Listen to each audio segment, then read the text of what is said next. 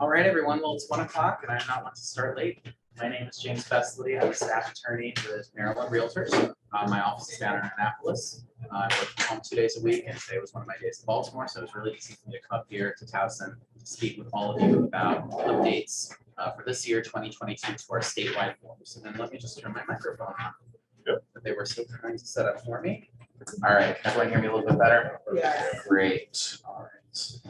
So every year our forms are updated, as most of you who have been doing this for some time are aware of. This year we had some more substantial changes to our forms. A lot of these changes have sort of been in the pipeline for a lot of time in the thoughts of some of our dedicated members on our statewide forms committee. A lot of them came into existence, I'll say, through the work of a special task force that was put together by our association's 2022 or 2021, 2022 President Craig Wolf. As some of you may know, our next year's president, Yolanda Muckle, is getting installed tomorrow. So lots of changes this week. But what I wanted to come and talk to you all about today are those changes, as well as some tips and pitfalls and common things that I've been hearing as we've been engaging in this training effort across the state. I've been everywhere from Garrett County to the Eastern Shore to Southern Maryland to the National Capital Region, talking about these changes to members just like you, as well as some best practices in consideration of some of the changes that we're seeing this year. But I want to talk a little bit about the task force's role this year and what that meant for some of the changes to our forms. And as some of you may know, Doug Rubin, your broker, is on our statewide forms committee. So that committee is made up of 35 to 45 Maryland Realtors members, and they're the ones that receive proposals from members like you to make updates to and create brand new statewide forms. And when I say statewide forms, I want to make sure you all understand what I'm talking about. I'm talking about forms that have our Maryland Realtors logo in the top left corner, just like that. I'm not talking about forms that are owned or controlled by the Maryland Real Estate Commission. I'm not talking about forms that are owned or controlled by perhaps your brokerage or GMPR or any of the other local boards or wonderful local boards or associations of realtors that you may belong to. Those forms are owned and controlled by those entities. We have about 75 or so forms in our statewide forms library that Maryland Realtors owns and controls, and those are the forms that I'm going to be talking about today. Although I may make reference to a couple of other forms that have bearing on some of the things we're going to be talking about. So where did the task force come into play? So the task force was tasked with taking a look primarily at our contract of sale, but at some of our other related forms, and thinking about ways that those forms could be streamlined and improved overall.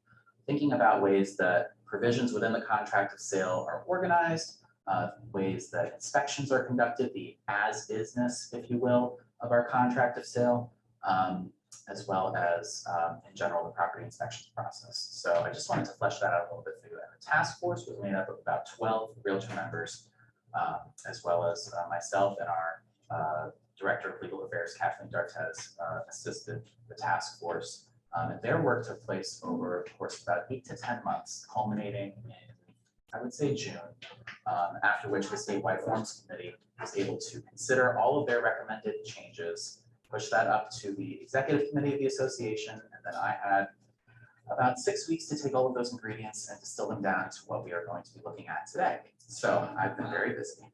That all being said, typically when I teach CE, classes, I use a PowerPoint. I found PowerPoint to be extremely boring and distracting. What I really want to focus on with you all are the documents that you use to transact your business every day. So that's what I have here up on the screen. How do I want to start this? So the contract of sale. I was a first-time home buyer last year in Baltimore. I bought a house in the historic, the Federal Hill Historic District. And as an attorney looking at that contract of sale for the first time, my first thought was, where is this? Where is that? I found the contract to be very disorganized. Provisions related to how disputes would be handled, versus transfer charges, versus the deposit, versus attorney's fees, versus anything that you could think of. They just all were interspersed throughout the contract of sale. I was not easily able to find them, and I did have a couple of hiccups over the course of my transaction where I was thinking to myself, okay, I should be able to find in the contract how this is to be addressed much more quickly. So that, I think, was one of the primary goals of the task force, was to reorganize the content of the contract of sale into sections. So as we go through this document, you'll see that there are now section, and I'll just ask if you have your phones on, if you just turn them on vibrate. I'd appreciate that, thank you. But we have section headings in the contract now, starting off with general contract provisions. And as I've been getting feedback from our members across the state, one of the things I've been hearing a lot is, wow, this is a massive change. These are massive changes. As you go through the contract of sale, when was the last time all of you just sat down and read through our contract? Has it been within the last month? Yes. The last few months? Okay. One of the common things I've been getting are questions from our members, and they'll ask me about, for example, I got a question today about the seller's right to be present during a home inspection and how that was new and why is that a new provision? And your mouth just dropped. It is not new. That has always been the case, that the seller has the right to be present during a home inspection. Now, should a seller be present during a home inspection? Well, if they want to maybe hear all the things that are wrong with their property and become aware of latent defects and material facts that they then have to disclose if the deal falls apart, sure, they can be present. But it's been conversations like that that have been both a little bit concerning to me, but also heartening. I think the renewed interest in our documents has been very beneficial to a lot of our members who may not have taken the time in recent months or years to kind of go through all these forms, familiarize themselves with the language for the benefit of their clients and customers, of course. So starting off with the contract of sale, the first thing you might notice after the section headings is the fact that our time is of the essence provision is now paragraph 2. Previously, it was boxed.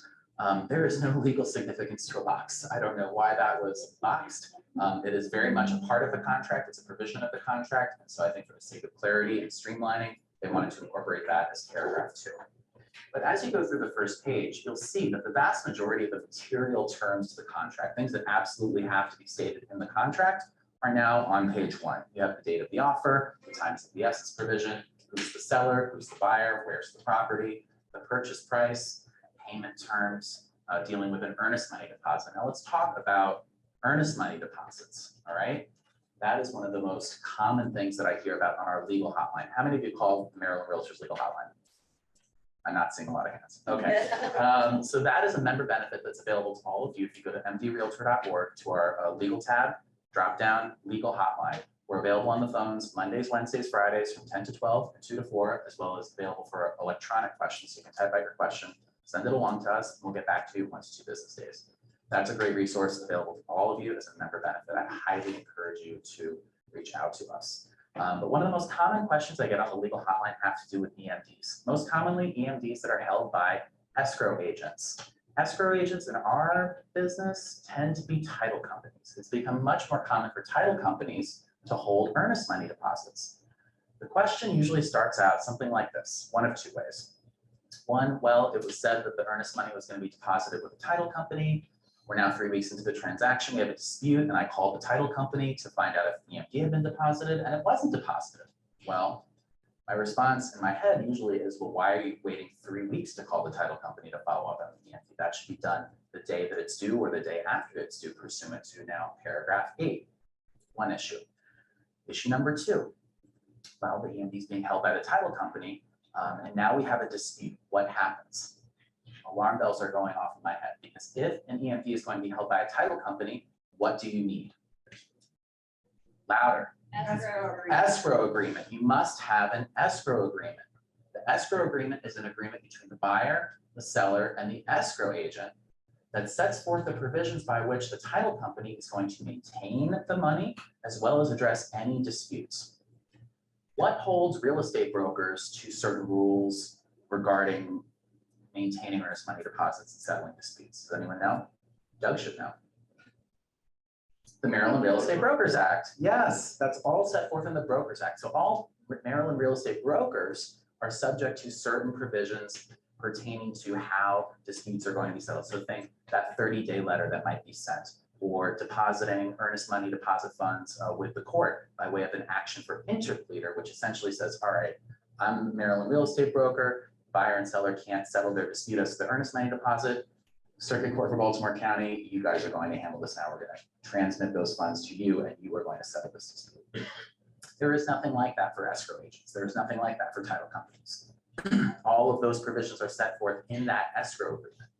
So if you're working with a buyer or seller and some issue comes up over the course of a transaction and that EMD is being held by the title company, if there's no escrow agreement, there's no rules, so to speak, for how the title company is going to be handling those funds. So look, we have a lot of really great affiliated businesses and title companies as part of our greater realtor family. Don't follow up on that. Follow up with the title companies. And if it's going to be held by a broker, follow up with the broker. Make sure that Doug or whoever is in charge of receiving those EMDs, processing those funds, has timely received the funds. Because once those funds have not been received, the buyer is automatically in breach of the contract and the seller can terminate and move on if they so choose. So I just wanted to raise that here. And of course, in the contract of sale, we do have a little bit of a reminder. You'll see that in bold in paragraph 8. If deposit will not be held by a Maryland licensed real estate broker, the party shall execute a separate written escrow agreement that complies with section 10802 of the Real Property article of the Maryland Code. And in fact, in our statewide forms library, we have such an escrow agreement that we developed together with the Maryland Land Title Association. So that should be on your radar if in fact a buyer wants to have the EMD held at a title company. If the title company has their own escrow agreement, does one supersede the other? Do you have to have both? No, you would need one. Just the one, it doesn't matter which one.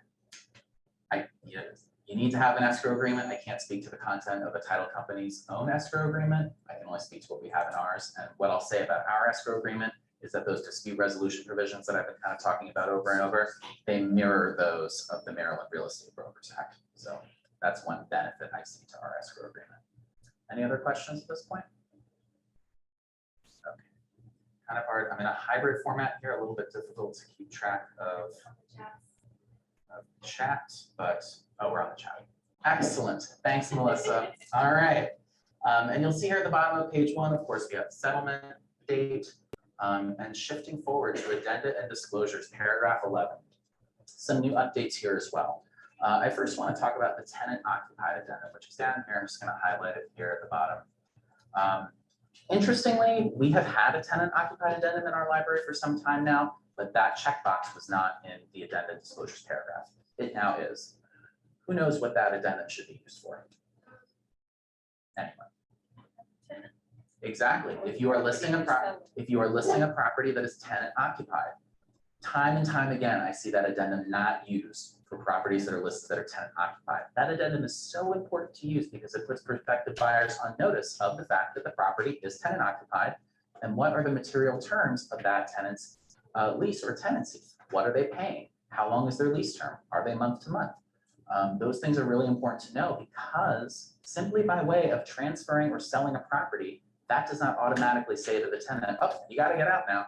They have whatever rights are afforded to them by way of their lease. If they're month to month, state law says that month to month tenants have to receive 60 days notice to vacate by their landlord. So if you're listing a property and the seller does not want to convey it with a tenant in place, that's something that the seller needs to consider. Are they going to give their tenant notice to vacate, list the property a couple months later? Are they going to give notice to vacate now, list the property, and then 60 days into the listing, that tenant will be gone? It's really up to them. But if a tenant is in place, it's important that buyers are aware of that. The tenant occupied addendum puts them on notice of that. A couple of other things I want to point out here. We've added a couple of lines for some different addenda that we've incorporated into our statewide forms library, including the additional as-is provisions addendum and this ATU BAT on-site sewage disposal addendum that I'll talk about briefly later on. But what I want to start off with in connection with this paragraph is the inclusions, exclusions, leased items, and utilities addendum that I'm going to talk about. So previously, paragraph 13 of the outgoing contract addressed inclusions and exclusions. Typically, what would happen is an addendum would be attached to a brokerage agreement, for example, our exclusive right to sell residential brokerage agreement. That addendum would have all the inclusions, exclusions, and utilities that service the property. A listing agent would then take that information and put it into the MLS. A buyer's agent would then take that information from the MLS and put it into the contract. That offer would be submitted to the seller, right? There were a lot of gaps in there and everything that I just said where incorrect data entry could occur. And in fact, many calls that I've gotten on the legal hotline go something like this.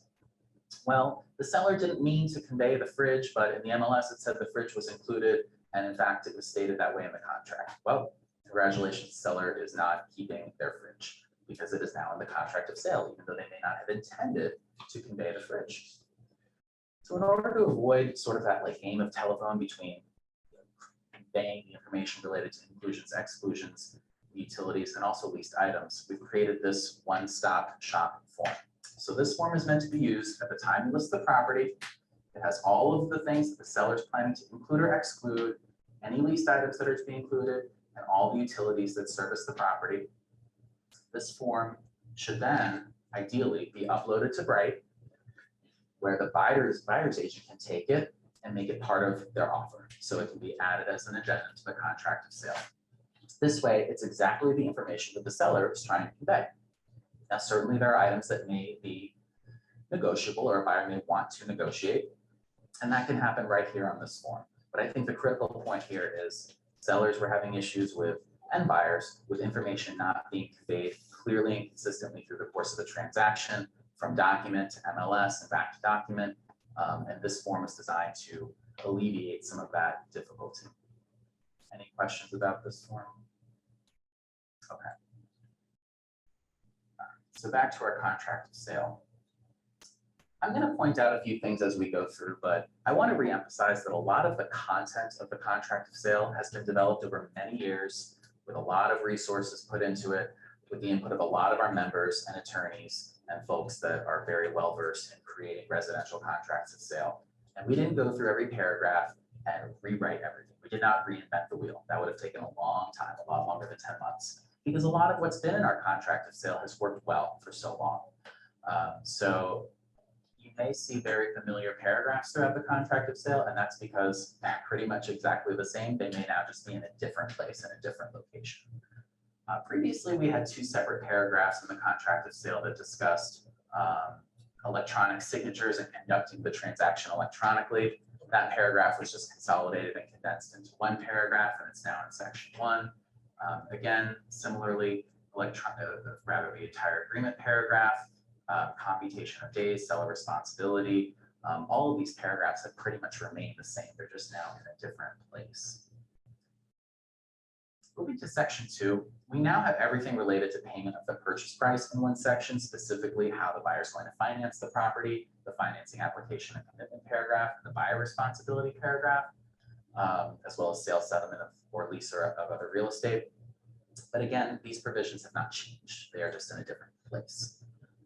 Just wanted to make sure that that was made clear. So section 3, this is where I tend to get a lot of questions and comments, and that's totally fine, because I think this is another one of those large areas where a lot of big changes are taking place in the way that we negotiate these transactions and get these deals to settlement, right?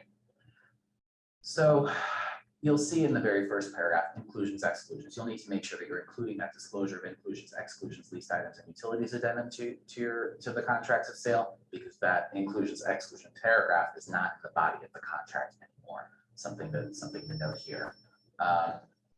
But let's talk about as is, let's talk about property inspections, and let's talk about how these documents have changed.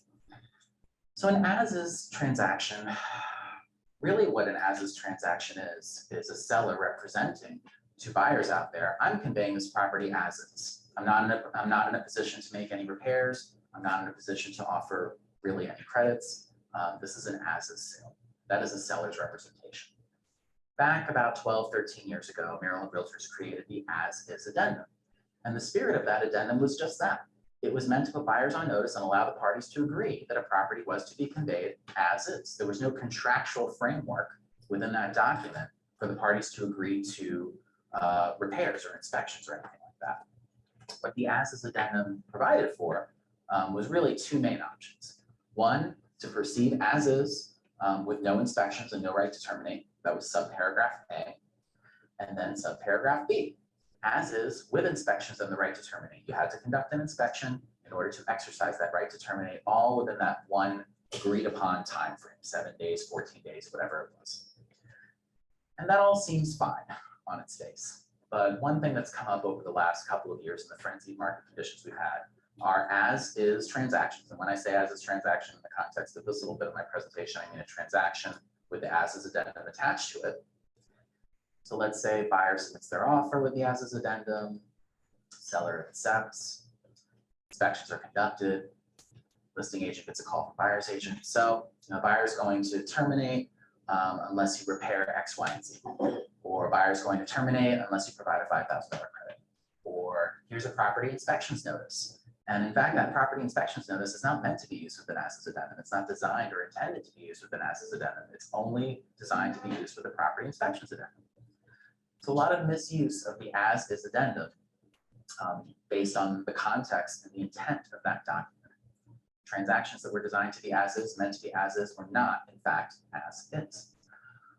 Shifting over to the old outgoing property inspections addendum. How many of you are familiar with paragraph 4B? Oh, very few. The boxed paragraph, the box, another box, my favorite. So paragraph 4B in the outgoing property inspections addendum was an agreement within an agreement. What it allowed the parties to agree to, if they understood how to use that paragraph, which, believe me, I really did when I first read the document. I was like, this is very confusing. It allowed the parties to agree that the buyer would have the unilateral right, unconditional right to terminate the contract based on the results of the inspection. But they didn't have to specify why they were terminating the contract. Very, very few of our members understood this paragraph entirely. And again, like I said, I was one of those folks who did not really understand it as clearly as I felt like I should. And very few of their clients and customers really understood how to use it. Both parties had to agree to it. If the buyer signed it, submitted the offer to the seller didn't want that, they'd strike it out. It comes back to the buyer. Do we have a deal? No, you don't. That constitutes a counteroffer. Then you have to decide, okay, well, do I really want to move forward with this transaction without that right to terminate based on the results of the inspections? Okay. That paragraph was very marginally used, not used very often. Otherwise, in the property inspections process, as many of you I'm sure are familiar, if a buyer attaches a property inspections addendum to their offer, they're basically saying, I'm not going to have that unilateral right to terminate the contract. In order to have any hope of terminating the contract, if that's where their mind ultimately goes, they're going to have to make a request for repairs, right? And in order to make that request for repairs, you have to attach the inspection reports. And of course, when those inspection reports come back, we all know that sometimes buyers see things on those inspection reports that they just do not want to deal with. The most common example that I've heard on the legal hotline, mold. Some people are very, very, everyone's sensitive to mold, but some people are hypersensitive to mold. And I can completely understand that. But I have gotten so many calls along the lines of, my buyer is going to get out of this deal one way or another, regardless of what the contract says. They'll leave the earnest money on the table. They will battle over the earnest money, and they just don't want to proceed with the deal. In that regard, what a lot of buyers would do was submit those inspection reports, and they would request that each and every deficiency on the inspection report be remedied by the seller. And as we all know, if the seller did not agree to do each and everything as requested by the buyer, that put the ball right back in the buyer's court and they could terminate the contract anyway. But in that situation, now the seller and their listing agent are on notice and have intimate knowledge of all of the material defects, all of the latent defects, material facts related to that property, such that sellers should have to update their Maryland residential property disclosure and disclaimer statement. And that agent comment section in bright just got a lot longer, because you know material facts that you now have to disclose, lest you run afoul of the Maryland Real Estate Brokers Act. Your obligation, your duty to disclose all material facts that you know and should have known. My favorite part of the Maryland Real Estate Brokers Act. What should you have known? I don't know. Great question. So that's another that was another practical issue with the property inspections addendum. So the task force looked at all that and decided to not only try and streamline these forms, but take things in a different direction. So one thing I'll note right at the outset, the as-is addendum as of Saturday is retired. It is gone. It will no longer work with our contract of sale. It will no longer be offered, endorsed by Maryland Realtors. It is gone.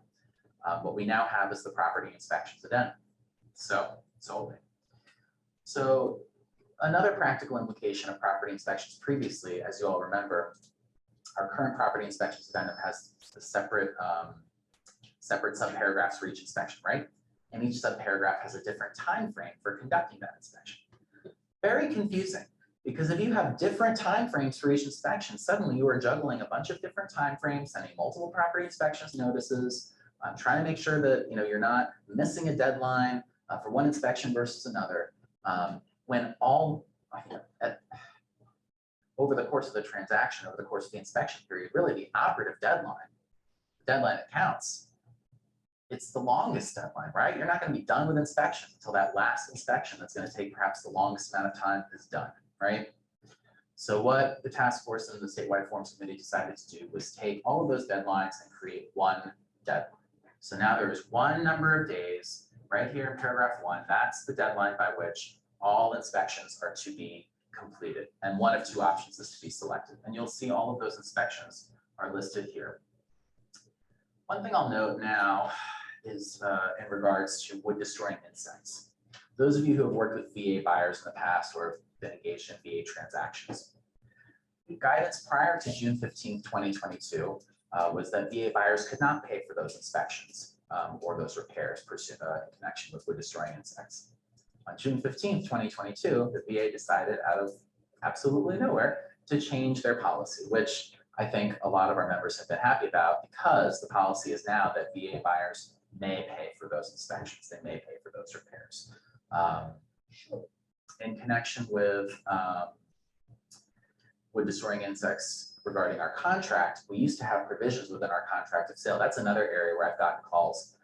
I didn't know that there was any framework for negotiating wood destroying insect repairs contained in the contract of sale. I didn't know that that language was in there. Oh, well, it's right here in this paragraph. So that language, and that's been, again, one of the most interesting things about going through these sessions over the last several weeks. But that language, in an effort to make the contract of sale more a true as-is contract, has been removed. So the ability to do a wood destroying insect inspection is now governed by this property inspections addendum, and all of the necessary repairs and remediation that may need to take place are fully negotiable, and they're also negotiable by VA buyers. One thing I'll note with regard to the VA financing addendum, we now reference that policy in the wood destroying insect paragraph, and you'll see I just put a link right there. So if anyone has any question about a VA buyer's ability to pay for those inspections or repairs, I've linked directly to the policy right there in the addendum, so there's no question about it. Yes. So the question I do have, it's not so much about the fact that the VA buyers can pay for the inspection, we've clarified that, but that VA lenders often require that type of inspection, and a clear inspection at that, to be able to obtain the loan. Yep. So now the sellers are under no further obligation to assist with that unless it's requested, and then they can deny that request, and then what recourse do the buyers have? In order to proceed, they would have to go ahead and handle it themselves. Is that correct? I was just about to get there. So you'll see in the notes section, it does say that buyer retains the right to conduct an inspection for wood destroying insects pursuant to VA regulations, notwithstanding the agreement of the parties stated herein. Because as you say, if you have a VA buyer, if you're going to have that VA financing addendum attached to the contract, that deal is going to go nowhere if they can't conduct that wood destroying insect inspection. So that disclaimer is there. Of course, a prudent buyer's agent and prudent seller's agent who's working with a seller who's considering a VA buyer's offer, yeah, you're both going to know that that wood destroying insect inspection needs to happen, and that provision should be signed. But the VA buyer is going to retain the right to conduct that inspection, because otherwise the transaction would not be able to go forward. That being said, any repairs that need to be conducted pursuant to that inspection are fully negotiable by the parties. Another thing I want to address briefly, there used to be a lot more language beneath all of these different inspection types. In particular, under structural mechanical, there were a lot of different types of inspections that would qualify or be considered structural and mechanical inspections. My favorite part of that language, though, was that it was preceded by the phrase "including but not limited to." So I would get calls all the time. Oh, my buyer wants to do such and such type of inspection. They're saying it's structural mechanical and it's not on the list. Well, it says including but not limited to. That automatically broadens the scope of those types of inspections to really anything that could conceivably be considered structural and mechanical. And so that's always been the case. It's never been that those types of inspections were limited to that list of examples. And really that list just made our property inspections addendum really long.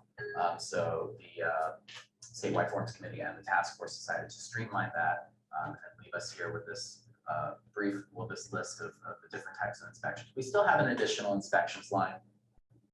I will note that when I first started this job, I thought that that line was for the types of inspections that are not listed here. For example, a pool inspection. I've come to learn that some people use this line and they'll state something along the lines of any other type of inspection as recommended by any other inspector. Buyers like that, I guess. Sellers hate it. If the seller's willing to agree to that, so be it. Just bear in mind that any other inspections that are going to be conducted like that need to happen by the deadline. You don't have additional days to do that. It all has to happen by the deadline. All right, here's the least fun part for me. So, inspection process. Although I really do want to flesh out the implications of these two paragraphs in as much detail as is necessary to get you all on board. So, as we discussed earlier, the right to terminate unconditionally had to be previously agreed to by the buyer and the seller. That right is now built into the property inspections addendum.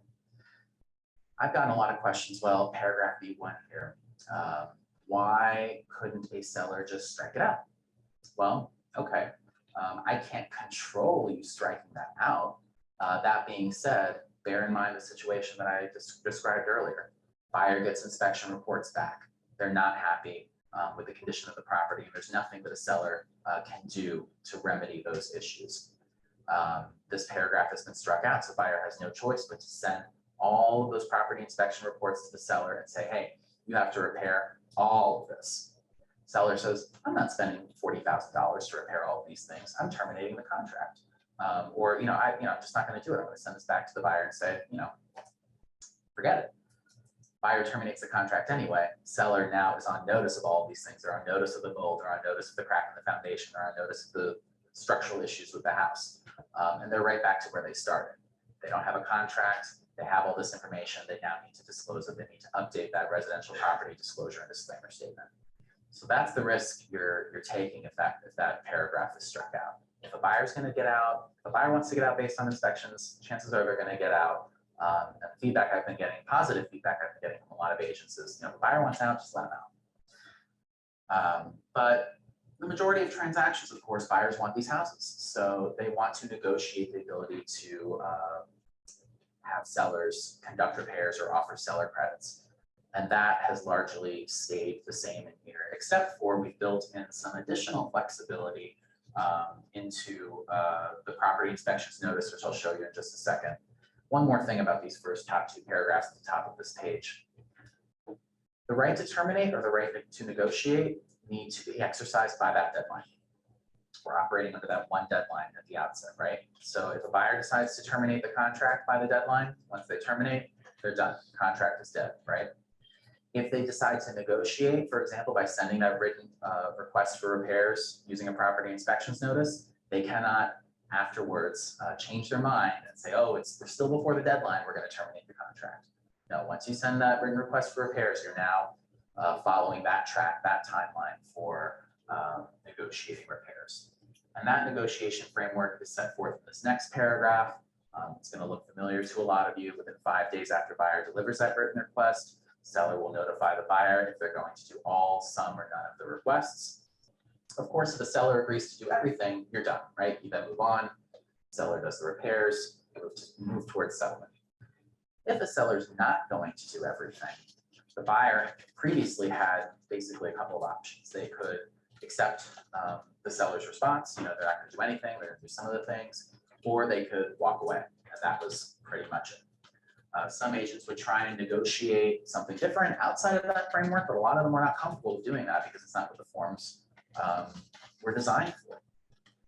So what we've done now is built in some additional flexibility to negotiate. So if that seller's response is not what the buyer is looking for, but the buyer wants to try and get a little bit more, try and keep the negotiation alive, keep the deal alive, they can counter that. And what we've done is built in a couple of backs and forths, if you will, into the property inspections notice. So you'll see here the response from buyer to seller of what seller's willing to do. Buyer accepts seller's response, waives corrective action. Buyer accepts seller's offer to credit the buyer. Buyer terminates the contract, or buyer proposes a counteroffer. So we have that. If you go into paragraph 5, seller has the ability to respond to that counteroffer.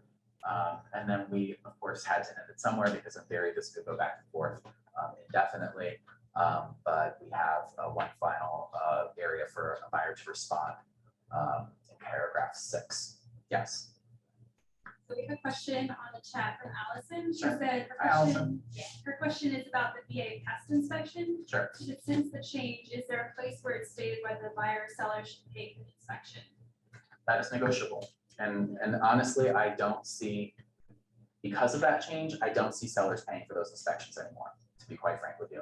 That's something that VA buyers are probably going to have to bear, although it's negotiable. Yes. I have a question regarding the inspection piece. Sure. Are you saying that in regards to the inspection piece, right? Mhm. Are you saying that either the buyer would have to say, I want to get out of the contract, or they would have, it has to be either or, I want to get out of the contract, or I'm going to submit the pay. Is that what we're saying? Yep. So let's back up a little bit. We have our deadline, right? Let's call it 14 days to do all of our inspections. I list a bunch of different types of inspections. I do all of my inspections as the buyer. Let's just say what's your name? Corey. So James doing his inspections. I do my inspections. And I think to myself, all right, I'm under contract with Corey. I have 3 more days to the deadline. I have 2 choices. Based on the results of these inspections, although I don't have to specify to you the reason that I'm terminating, I can either terminate the contract, walk away, deal is over, or like you said, I can submit that PIN. Once I submit that PIN, we are now under these, property inspections. We are operating under paragraph B3 here, seller's response. Once I submit that PIN, seller has 5 days to consider whether or not they want to do those repairs. I, as the buyer, cannot do anything until that 5 days has come, you've responded, or perhaps you don't respond. But I have waived my right to just terminate without specifying my reason behind terminating. Does that make sense? Right. Okay. Another question? Yeah. So back to the VA wood destroying insect event real quick. So in the event, let's say that the lender does require a wood destroying insect inspection, not only do they require it, they require it to be clear in order for the loan to proceed. Would that now fall under lender required repairs?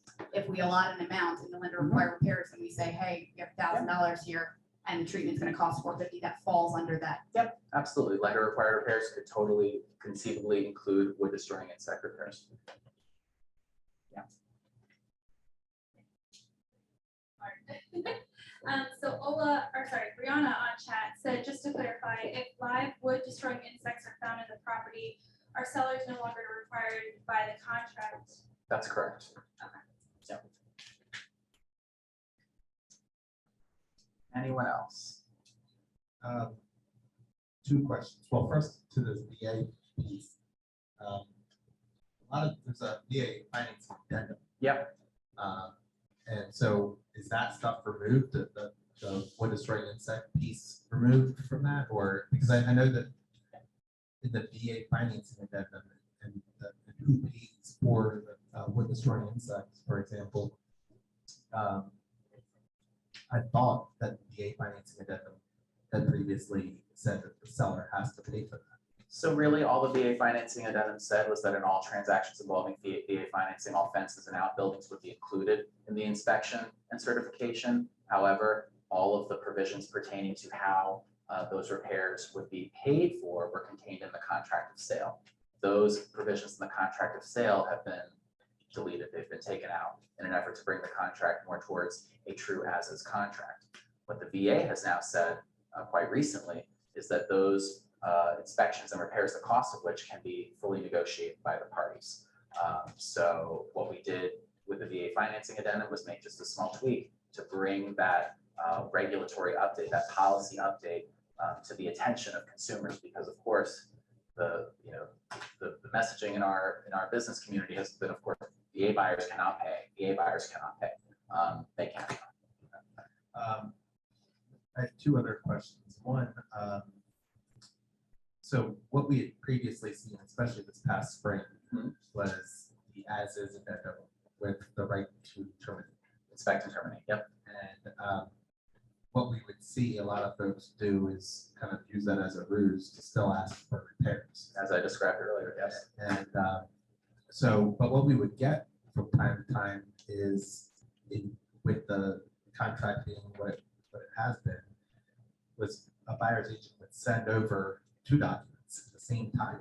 They would send over a release and a mutual release, and they would send over a repair note with a list of repairs. You mean a property inspection notice? Yeah, with a list of repairs. And basically it was like, sign one. Which one do you want to sign? And in the current contract, there wasn't anything that said you can't do that. And now what you were just saying is it's either or. And once you go down a path, that's the path you're on. So if you send over a release, it's done. You can send over a list of repairs, and then you can't go back to the release. So what I'm taking from that is that you can't send both. Right, At the and same what time. you just, right, so I mean, you either pick one. Right. So So what as- happens on the listing agent side when the agent isn't following that rule? They send over both. They send over a property inspections notice and a release. So let's talk about terminating contracts briefly. I'm glad you raised that question because it's really important to understand how these forms are titled, right? We have 2 ways to terminate a contract using our forms. We have the mutual release of obligation under contract of sale, and then we have the unilateral notice of termination under contract of sale. Who can tell me when those forms are meant to be used? Yes, Unilateral is for as is, mutual is for standard. not quite what I'm looking for. How about Doug? Unilateral is for when there is an obvious breach in the contract by one side that gives the other party unilateral right to cancel it on their own without requiring a countersignature. Based on the breach, right? On the breach. So if one party has the ability to terminate the contract on their own with no other input from the other party, for example, based on the other party's breach, let's take the earnest money stuff we were talking about at the beginning of the class, for example. Buyer fails to timely make that earnest money deposit. Seller's like, you know what, I'm done. Unilateral notice of termination under contract of sale sent over to the buyer's agent. Contract is terminated. Buyer does not need to sign that. They breached. Seller has the right to terminate the contract. Mutual release of obligation under contract of sale.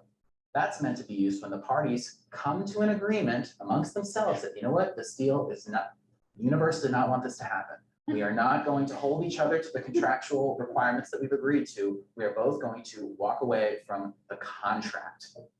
That's when that mutual release of obligation under contract of sale is to be used. Now, in an as-is addendum situation, that form would never be used because the buyer has the unilateral right to terminate the contract. The only forms that should be going over, and again, I'm talking about a form that's not going to be used anymore, but the only forms that would be necessary for a buyer to send would be that unilateral notice of termination under contract of sale, with the basis being the paragraph B of the as-is addendum, as well as a release of deposit agreement.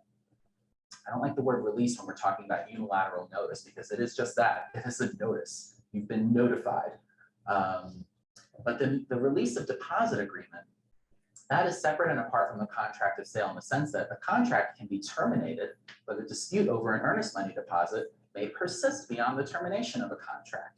I'm sure many of you have colleagues or you yourself have been involved in a transaction where the parties have not come to an agreement about who is entitled to the earnest money deposit, such that they do not sign that release of deposit agreement. But for example, let's say buyer misrepresents their financial ability to consummate the transaction, to get a denial letter from the loan officer saying, well, you misrepresented on your application that you have these funds. You in fact don't have these funds. We're denying your loan. Seller would have the ability to unilaterally terminate the contract of sale and might make a claim against the buyer's earnest money deposit. But without the buyer's agreement on the release of deposit agreement, that earnest money deposit is not going to be released. You have terminated the contract, but you still have a release of deposit disagreement, I'll say.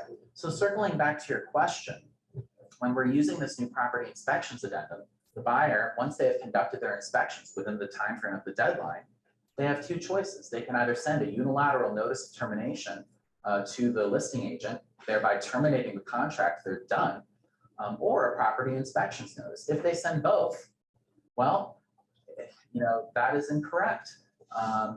And frankly, the buyer's agent has put their client in a precarious position because it could be argued that, well, let's say the unilateral notice of termination trumps the property inspections notice. You just terminated the contract. Seller's moving on. Congratulations, your buyer's just lost the house. So that's basically, if we got both, it sounds like that essentially the contract's been terminated. And, you know, if that was the intent, then maybe the job of the listing agent was to remind and educate the buyer's agent of what just happened. I really don't like the idea of listing agents educating buyer's agents. I like the idea of, I like the idea of people knowing how to do their jobs. That being said, you know, you're really setting the stage for a dispute. Right. All right, well, thank you. That makes sense. Now, You don't get to have your cake and eat it too. Right. You get to do one or the other, and it clearly states that in the addendum. Mark, were you receiving the mutual release or the unilateral? usually the unilateral, which is incorrect in that case, Right. because they don't have the right to unilaterally cancel the contract, which kind of goes. Well, you were saying that that was in connection with an as-is addendum.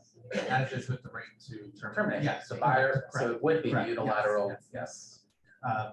So along the similar lines of agents not really knowing sometimes what they're doing.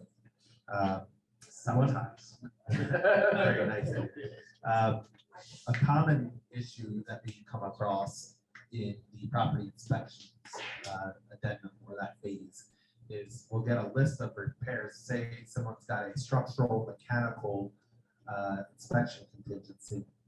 I don't want to overcomplicate the question by adding any additional inspection fees, but just if they have a structural, mechanical inspection contingency and they come back with a list of repairs, and some of those repairs are not structural or mechanical in nature. Let's say some of them are cosmetic in nature. You know, one of the challenges that we've constantly had on the listing side of things is that it kind of handcuffs us as a listing agent and as a seller to respond on the form, saying we'll either agree to do everything you asked for, and if we don't, then it basically opens the window for the buyer to cancel the contract. And I know this is nothing new based on what I'm hearing. It doesn't sound like that scenario will change any.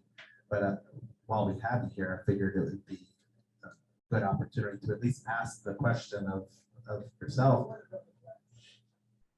What is the remedy? What is the proper remedy? I know what we've done in the past. I don't know if that's the proper remedy. But when we get requests that are not in line with the actual inspection contingency on the property inspections addendum,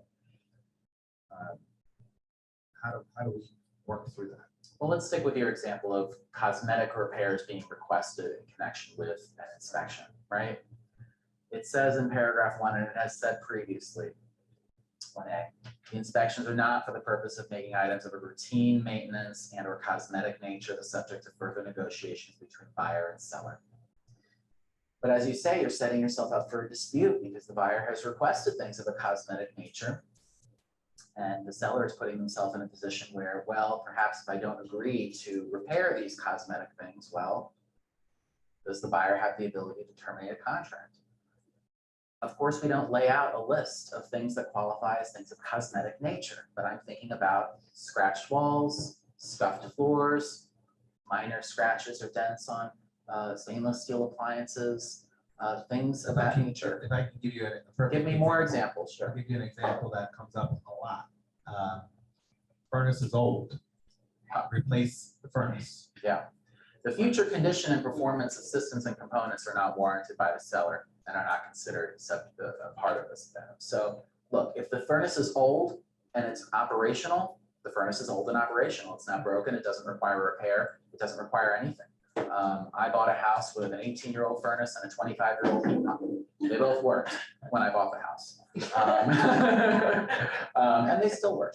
But what I'll say about that is, you know, responding to the buyer's agent and saying, look, we're striking out these items because they are of a cosmetic nature. They do not speak to something that is necessary to repair for the sake of the functioning of the system or the structural integrity of the house, or remedying a situation related to mold. And in fact, it says clearly there in the addendum that you cannot request things like that. So we're going to do all of the substantive repairs that you've stated here. And if this results in a dispute, so be it, but we don't believe that you have the ability to terminate the contract because you're not allowed to ask for these things in the first place. So on the addendum, and we're getting in the weeds here, but this is good. We are This is- deep in the weeds, yes, but go ahead. So, well, this happened, I mean, I call Bob up on this stuff all the time. So I can't see him, he's got to smile, he's smiling. The addendum itself, though, that is presented to us, gives us the option to either agree to all, Right, agree to some, or none. right. And if we, I guess the question is, in a scenario like that, do we say we're agreeing to all and still strike out those cosmetic things, initial those things, and send it back? I think that's the solution. I mean, look.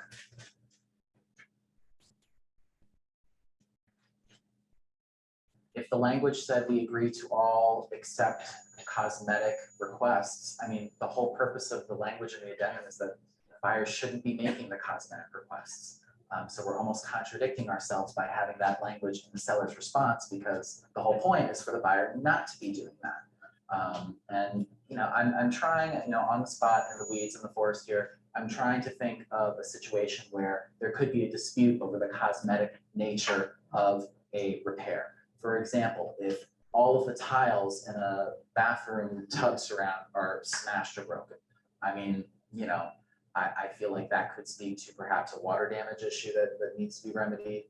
Again, I'm just trying to spin off the top of my head. But that being said, I think the vast majority of cases, it's pretty clear when a cosmetic repair request is being made, and the addendum specifically states that you're not permitted to do those things. And so following that line of legal logic, if you're not permitted to request those things, the seller is really under no obligation to respond substantively to them, thereby, you know, allowing them to just strike them out and not giving the buyer way out of the contract.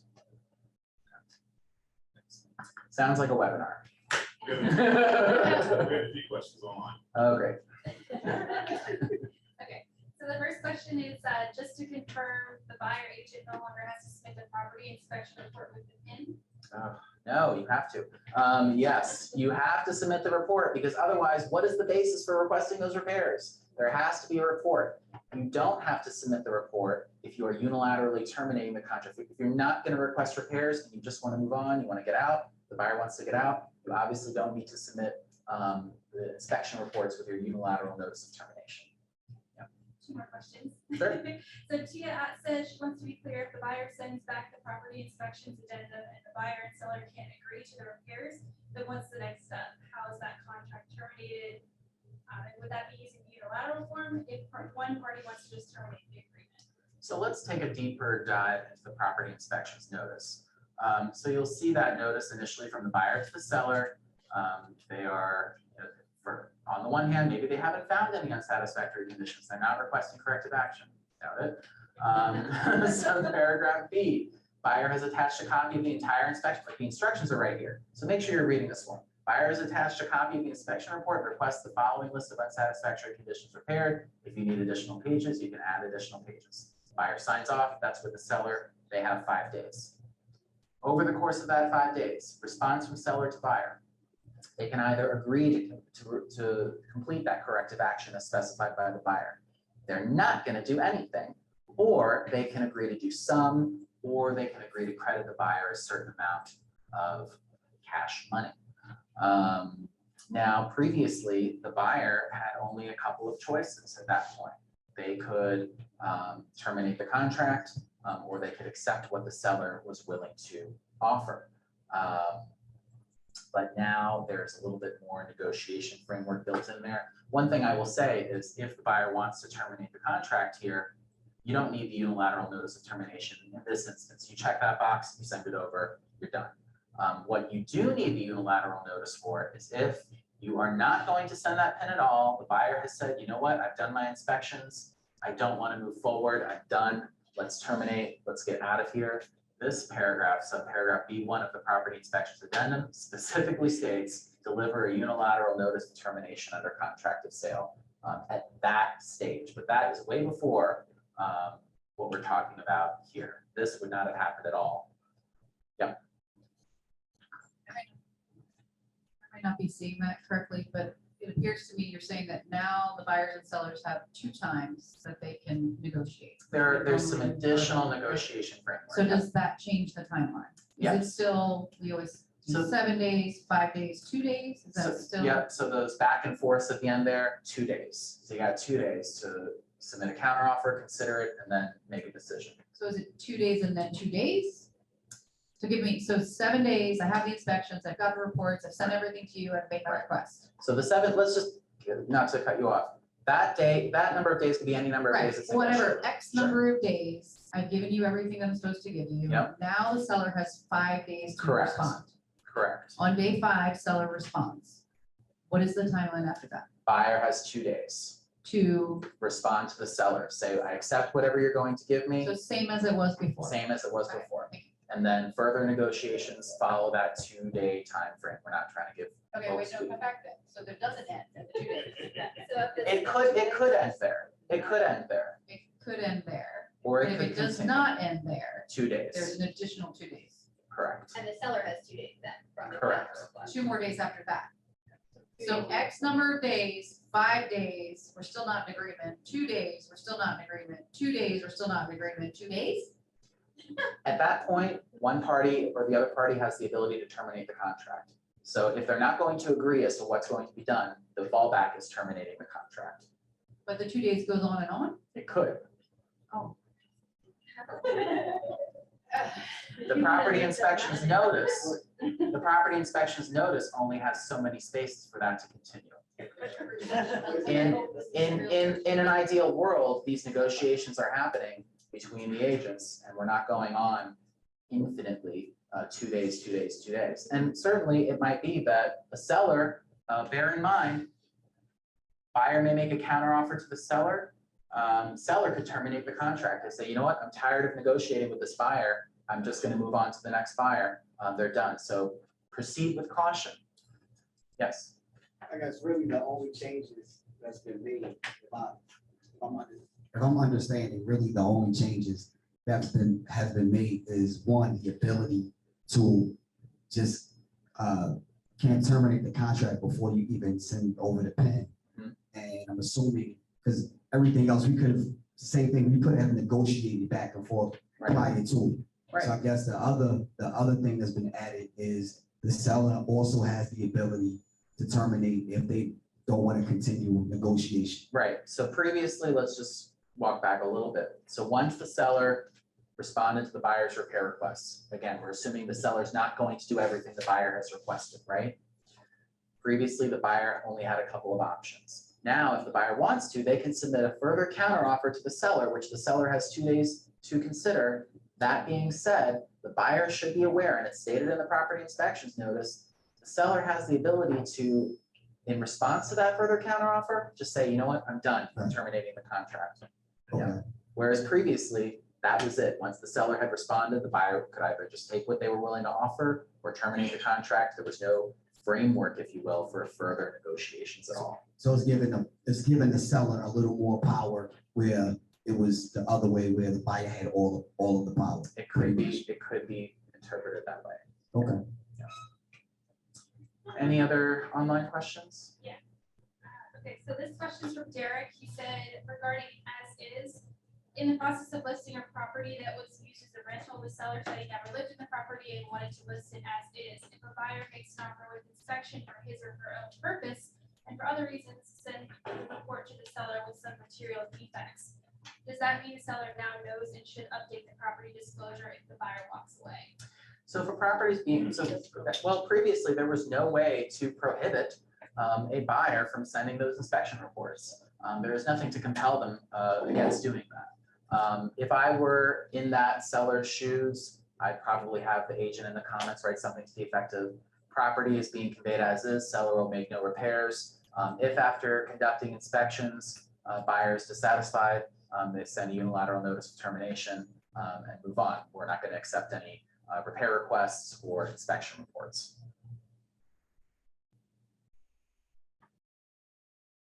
Was that it? Going going back off of that question though. Yeah. So say if, so the bottom, I got a Great question. No. Struck my. No, chill. So say they should over repair, it's as is, they're not gonna fix anything, but the buyer said, hey, you got this one, if y'all fix this, be willing to pay for it. So and the buyer still, the seller still said they don't want to. Do they still gotta, cause once they know about it, yeah, they gotta, disclose it. So yeah, right, So do we have a they question? gotta add it into it. Sorry, so what is the bottom line of your question? Pretty much the bottom line of it is that, once they know that it's a latent defects to the property, they gotta disclose it now. So generally speaking, let's kind of take a 60,000 foot perspective at this. Whose obligation is it to disclose material facts? Agent. Agents, yes. Real estate licensees, that is their obligation to disclose all material facts that are known or should have been known about properties that they deal with. That is a very broad disclosure requirement for licensees. It's the seller's obligation to disclose known latent defects at the most, baseline level. And what is a latent defect? Oh, not necessarily. Someone? Not easily discovered and with potential health and safety risks. Pretty good, Doug. So a defect in the property that is not. You're giving me the hook now. A defect in the property that is not easily visibly ascertainable by a careful visual inspection of the property that could pose a health or safety risk to the buyer or any occupants of the property. So that, certainly those things are problems, but a crack in the wall, it's visible. You can see that's a defect right there. It's apparent. A latent defect, we're talking about something that you cannot see. Mold, I use mold as an example a lot in this session, but behind the walls, can't ascertain it. If a seller knows there's mold behind the walls, that's something they have to disclose. And certainly if they become aware of it over the course of a transaction, one way or another, that's, and the transaction is terminated, yes, that's something that they would have to update their residential property disclosure and disclaimer statement. One quick note I'll make about the disclosure and disclaimer statement quickly while I'm on that topic. We all know how to fill that form out, right? Or how our sellers should be filling that form out, right? If they are disclosing, they fill out the first 3 pages, they sign at the bottom of page 3. If they're disclaiming, they fill out the property address on the very top of the first page, then they scroll all the way down to page 4, they indicate whether there are any known latent defects, and then they sign at the bottom of page 4. I see way too many of these forms where the entire thing is filled out, where the first couple of pages are filled out, and then they sign on the bottom of page 3, and then they also sign on page 4. If that form was a Maryland Realtors form, we would have one form for disclosure and one form for disclaimer, but we have one form for both. So just ensure that, of course, you don't want to give your sellers legal advice about how they should fill that form out, but if they want to disclose, you tell them pages 1 through 3 in their entirety. If they want to disclaim, very top line of page 1, page 4, we're good. And where should that form go once the seller has completed it? Right into Bright, right into Bright. Why? If a buyer does not have that form in hand at the time they make their offer, any contract that is formed is voidable up until 5 days after the buyer ultimately receives that form. They are statutorily entitled to have that disclosure and disclaimer statement in hand at the time they're making an offer. And be aware, if you are a listing agent and you do not upload that form as part of your pattern and practice, you're putting yourself at risk of a real estate commission complaint, because if that contract gets terminated because the buyer didn't have the form and it wasn't made available to the buyer, you're gonna have a problem. Any other online questions? Melissa, you're keeping me busy today. Yes. So the question is it legal for a listing agent to solicit that the buyer waives inspection, especially as was witnessed in the just ended hot seller market? So, sure. So, on the one hand, listing agents, all agents, have an obligation, obligation under the Code of Ethics, which is contained within the Code of Maryland regulations, to present all offers received. So if they receive an offer with a property inspections addendum attached to it, unless the seller has explicitly instructed them, I will not consider any offers with a property inspections addendum attached, they have to present that offer to the seller. Now, if the seller says to their client, to their listing agent, look, I don't want there to be any inspections conducted of this property, so I will not consider any offers that have a property inspections addendum attached to them for whatever reason. Sure, the listing agent can state, in the comments, the seller has expressly instructed me that offers with property inspections addendum attached, or any testing or inspection addendum for that matter, will not be considered and will not be presented. And that's fine. Oh, that's it? Oh, okay. Yeah, you know it. Awesome. One more. There's a bottle of other Julius, it's not working. It's not working, it's not a hot mic. I was about to. So, really quickly, Sure. I'm just trying to wrap my head around it. So if the seller says, hey, listen, I want to sell this property as is, I'm not going to entertain this. You keep saying, hey, we need to put this in the MLS comments. Mhm. I am under the impression that bottom of the MLS states that this information is deemed reliable but not guaranteed. How can we make that part of the contract? Would it be better to have a seller sign an addendum that says that they understand that this contract is explicitly as is, that in the event that the buyer does send over any type of property inspection, repair requests or reports, that they will not be entertained or looked at, because now we're opening up this liability for this buyer and our seller and us, right, to have to disclose this information, which could potentially cost them quite a bit of money or future buyers. So that's like a lawsuit just waiting to happen. I think we've not moved. So that could have still easily happened with the as-is addendum, and it in fact did. So in this situation, I don't think, I hear your issue. It is an issue that is not necessarily resolved by these forms, but it was an issue previously and it still remains an issue now, but making that affirmative representation in the MLS is fine. Look, we are not going to entertain property inspections notices. If you want to terminate based on the results of the inspections that you conducted in connection with the property inspections addendum, terminate. We're not going to be considering any repair requests or offering any credits based on inspections. So as a buyer agent, if we end up receiving something to that effect, we get a property inspection notice with repair requests, do we just say, we're turning a blind eye, we're not looking at it, we're not? You mean as a listing agent? Right, yeah, sorry, as a listing agent, if the buyer agent sends this request, I can't look at it, I don't want to look at it, I don't want to look at the report, I don't want to have any knowledge of anything with this property. We made it clear to you that we were not going to be entertaining this. Is that basically what we say to them? As long as you're following your seller's instructions, that's fine. What's up, Doug? You have a thought? Are those then defects that the agent knew or should have known if they received an email that had that Well, attachment that's what in I'm it? saying, like, we can't even open it, we can't even look at it. I would say no, because it was not something they should have known, because the seller instructed them that they were not going to entertain any communications regarding property inspections. It was up to the buyer that they could conduct whatever inspections they wish. They had the contractual ability and were instructed. Look, you have the ability to unilaterally terminate the contract based on those inspections. That's what we told you you could do.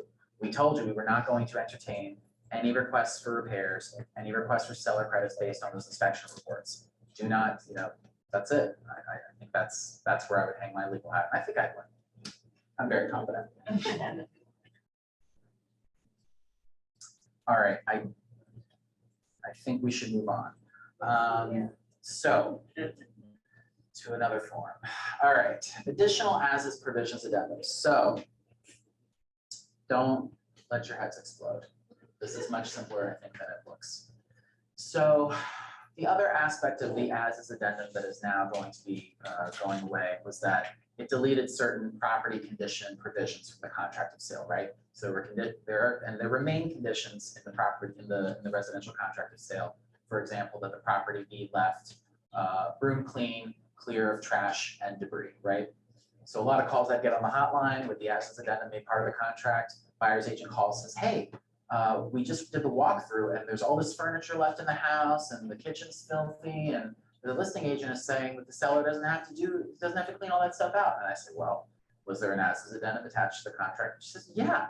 I said, well, it says so right there at the very top of the form. All provisions relating to the property being conveyed through clean and clear of trash and debris are deleted. So the seller could leave all those things in there. And that was, again, an issue more akin to educational deficiency than an issue of form. That being said, we know that there are a lot of different types of transactions, different types of properties that may need to be conveyed, for example, with trash and debris in the property, thinking of estate sales, foreclosures, other types of distressed properties. So this additional assets provisions addendum is designed to address certain issues related to those types of properties. I anticipate that overall this form is going to be used very sparingly, and within those sparing uses of the form, most likely subsection A there, all clauses in the contract of sale pertaining to the delivery of the property free and clear of trash and debris and broom clean. So by using this form, those provisions are deleted, and so that there could conceivably remain trash and debris and dirt in the property if the parties agree to this at the outset. These second two provisions, this was something that the task force was very adamant that they wanted in this form. And so they're here. But what I'll say about them is that there are instances where, for example, in my previous life as an attorney, I was a judicial law clerk in the Circuit Court of Montgomery County. We used to hear a lot of cases pertaining to violations of ordinances related to maintaining the exterior of your property. When I say maintaining the exterior of your property, one case that comes to mind, this couple had trash and debris all strewn all over their lawn. They had rusted out cars, they had construction equipment, they had old rusty tools, all different sorts of things. And they had been issued notices of violation by Montgomery County government. And associated with those notices of violation were fines. But that being said, this addendum allows for the parties to agree that the seller's obligation to comply with violation notices such as that issued by governmental authorities, or perhaps orders or notices of violation issued by a condominium or homeowners association related to the physical condition of the property. The seller does not have to remedy those things prior to settlement. The buyer is saying they are going to deal with those notices of violation, again, related to the physical condition of the property. Again, this is for a very small scope, very small subsection of types of properties, thinking distressed properties in general, and buyers should be cognizant of the fact that they are taking on those issues if they do agree to this. That's only as it relates to the physical issue. Physical condition not of the property. monetary. Right, and also does not have any bearing on, for example, if a lien has been filed against that property. That is a title issue. And if a notice of violation, for example, in that situation that I described, that case in Montgomery County, that notice ultimately became a lien against the property because they refused to correct the issue, they refused to pay the fines. That's now a title issue, and this is not going to save you from that.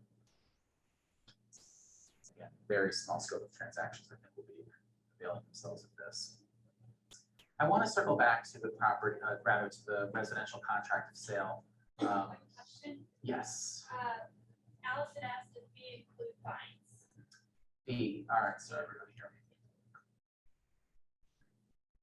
Yeah, so comply with orders or notices of violations against any condominium unit owners association. So typically those, those fines are the debt of the seller. They're not going to be attributed to the buyer. So while the fine may be associated with something related against the physical condition of the property, it's going to be the buyer's responsibility to remedy the condition, but the fines are going to follow the seller. Anyone else? Do you have to do with tax liens? Is that what you see? So what I was saying earlier, it doesn't have to do with liens, but there are government authorities that will issue notices of violation to property owners. For example, the one that I gave, if you have a lot of trash and debris in your front yard, most local government authorities are not going to permit that. They're not going to let that stand, so they're going to file a notice against the property owner. Those notices of violation could eventually become liens, but generally not at first. They, of course, want to give property owners the ability to get into compliance. All right. I do want to cover very briefly, well, I say briefly, this is another big one.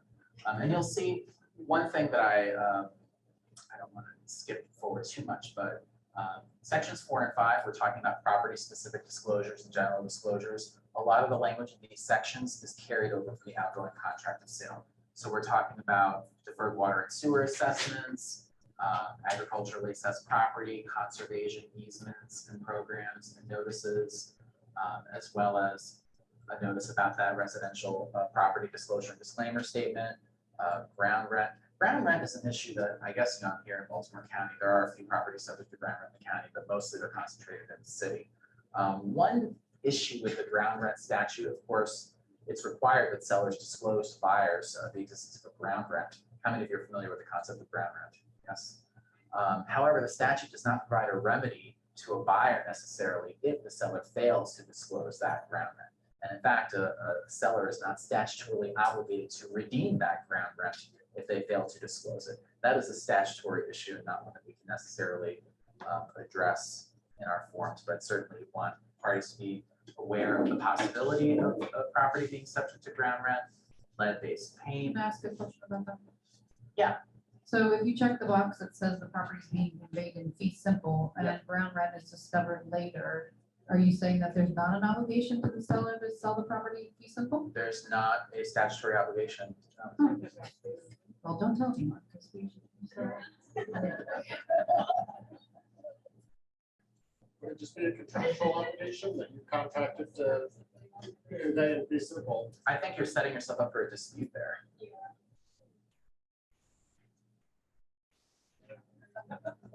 Potentially. I mean, there is a dispute there.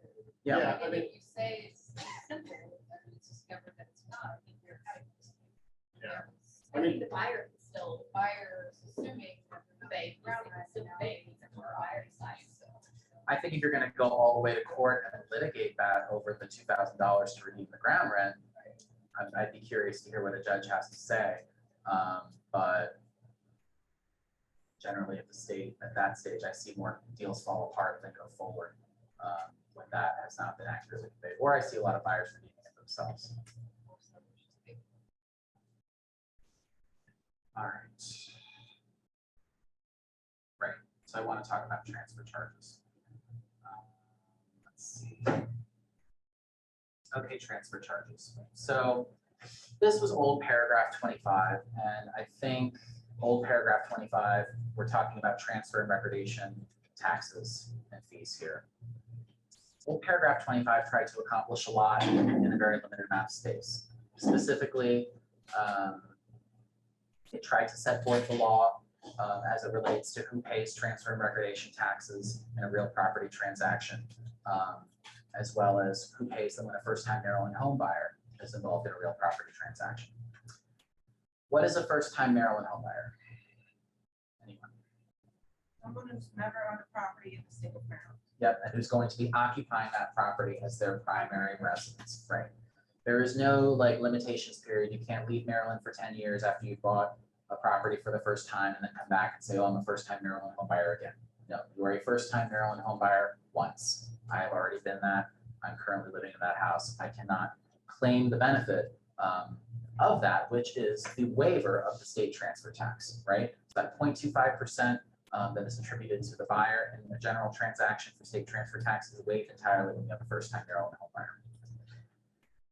But the way that this paragraph is now written was meant to be streamlined, because in general, what's that? Meant to be streamlined, I noticed you. Meant to be streamlined, and I think it largely accomplishes that, because previously there were statements of law and then the express agreement of the parties. So I first want to talk about what the law says, and then I want to talk about what the contract says.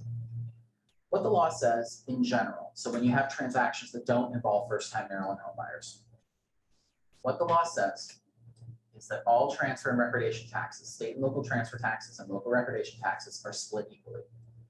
Our contract of sale has never deviated from that statutory standard. So our contract of sale provides that all state and local transfer charges and recordation taxes are to be split equally, unless the parties choose to enter into an express agreement to the contrary. So for example, seller to pay all or buyer to pay all.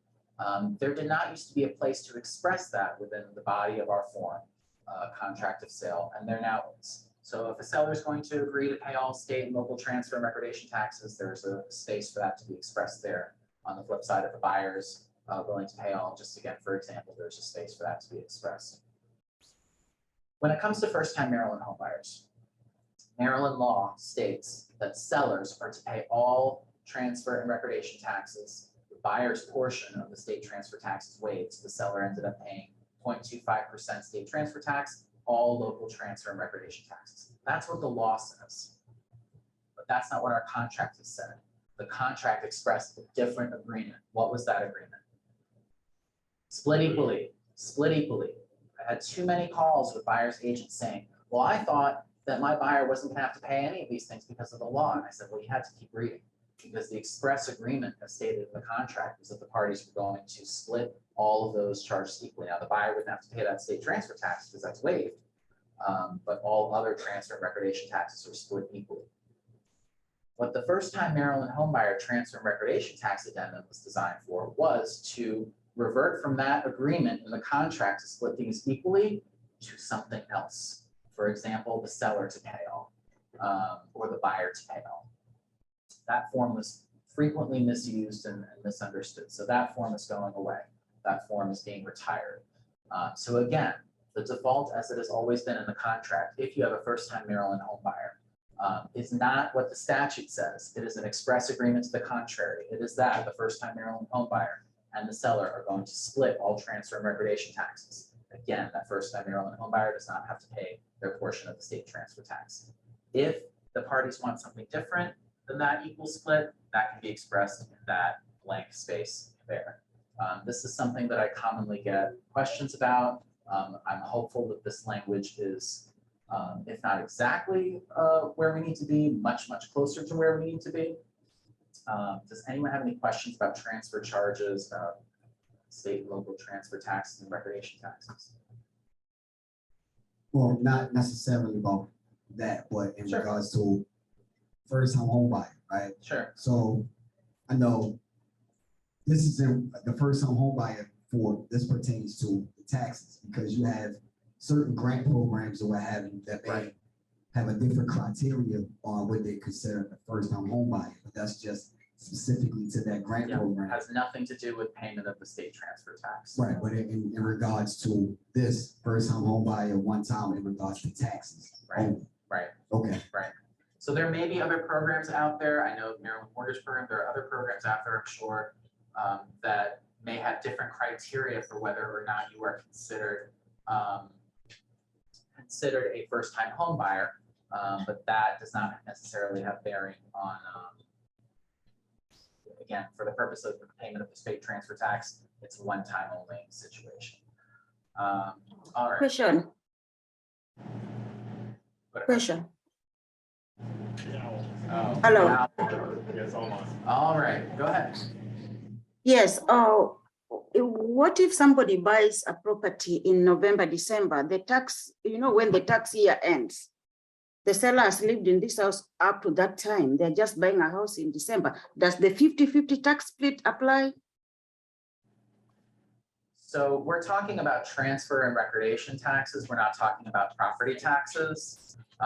Those are what the taxes we're talking about. They're specific to the fact that the property is being sold. So the state and the local jurisdiction where the property is cited are collecting taxes based on the transfer. Property taxes are typically a portion based off of the settlement date. So if the taxes have already been paid for the year, the settlement officer is going to determine, okay, does one party owe the other party taxes for owe the other party money for taxes that have already been paid. This doesn't have anything to do with property taxes. Okay. Any other questions right now? I have a question that's unrelated, but Sure. to speak to grants. Yeah. So I do transaction management for a lot of agents in the brokerage, and what I'm seeing oftentimes is that we get under contract, let's say with conventional financing or FHA financing, but no grants have been disclosed as part of the financing commitment for the property. And buyers end up applying for grants and then delaying settlement to get these grant funds coming in.